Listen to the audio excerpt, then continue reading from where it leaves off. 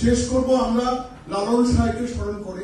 New York আন্তর্জাতিক বাংলা বইমেলার 34তম আসর বসছে আগামী 23 মে। মুক্তধারা ফাউন্ডেশন আয়োজিত 4 দিনব্যাপী মেলার উদ্বোধন করবেন তরুণ লেখক সাদাত হোসেন। মেলায় অতিথি হিসেবে যোগ দেবেন অর্থনীতিবিদ রেহমান সুবহান, অবসরপ্রাপ্ত ক্যাপ্টেন সিতারা বেগম বীর প্রতীক, বাংলাদেশের মুক্তিযুদ্ধে মার্কিন বন্ধু ফিলিপ টেইলর ও কলম্বিয়া বিশ্ববিদ্যালয়ের অধ্যাপক গায়ত্রী চক্রবর্তী স্পিভাক। শুক্রবার বাংলাদেশি অধ্যুষিত জ্যাকসন হাইটসে সংবাদ সম্মেলনে বইমেলার বিভিন্ন দিক তুলে ধরেন আয়োজকরা। এই বইমেলাতে বাংলাদেশ এবং ঢাকার কোনো লেখক অনেকে প্রয়াত হচ্ছেন, সবাই কিন্তু এসছেন। এই বইমেলার উদ্দেশ্যে অনেকে আসার জন্য পাঠকদের সাথে পরিচিত হচ্ছেন।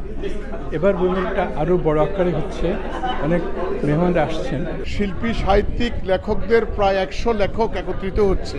আমার মনে হয় যে এটি একটি গত 5 বছরে কোনো বইমেলায় এই ধরনের উপস্থিতি হয়েছে কিনা আমার জানা নাই। অতীতের মতো এবারও বইমেলার স্থান নির্ধারণ করা হয়েছে নিউ ইয়র্কের নন্দন কানন হিসেবে পরিচিত জামাইকা পারফর্মিং আর্টস সেন্টারে। আয়োজকরা জানান, মেলায় বাংলাদেশের 20টি প্রকাশনা সংস্থা অংশ নিচ্ছে।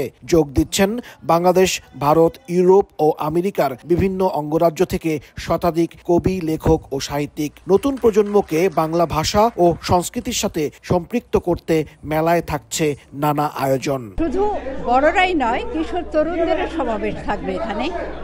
আর সাংস্কৃতিক অনুষ্ঠান তো থাকবেই, লালন থেকে শুরু করে নানা রবীন্দ্রসঙ্গীত, নজরুল সবই থাকবে।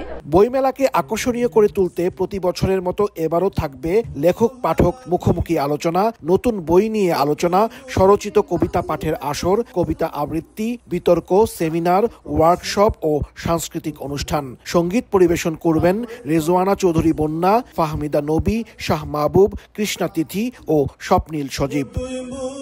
হাসানুজ্জামান সাকি, সময় সংবাদ, নিউ ইয়র্ক।